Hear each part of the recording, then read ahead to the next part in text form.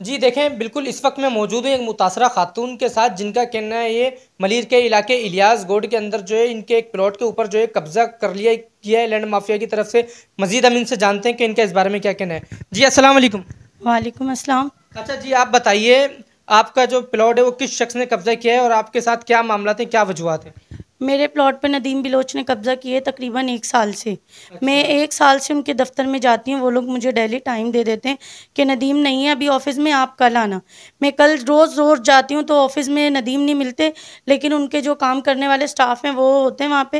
लेकिन उन्होंने बहुत ज़्यादा बदतमीज़ी की है मुझसे कल।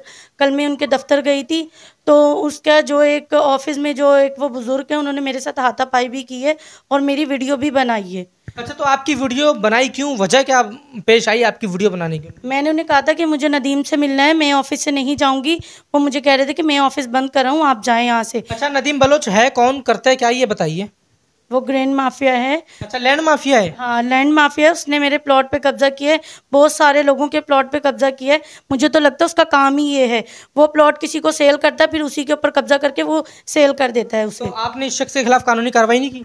मैंने कल 15 की थी, 15 पे 2 पुलिस एहलकार भी आए थे, लेकिन उन्होंने कोई भी कार्रवाई नहीं की। उनके सामने उन्होंने मेरे साथ बदतमीज़ी की, लेकिन उसने कोई एक्शन नहीं लिया। अच्छा, तो अभी आप आला इदारों से क्या दरख्वास्त करती हैं? मैं आला इदारों से यही दरख्वास्त करती हूँ कि वो मेरा साथ दें और मेरे प्लॉट मुझे मिल जाए, बस मेरी यही अपील है। तो इंशाल्लाह आपकी आवाज़ उठाई जाएगी और आपको इंसाफ और तहफ़्फ़ुज़ फराहम किया जाएगा। जी, अपने मेज़बान ज़ैनुल आबिदीन को इजाज़त दीजिए।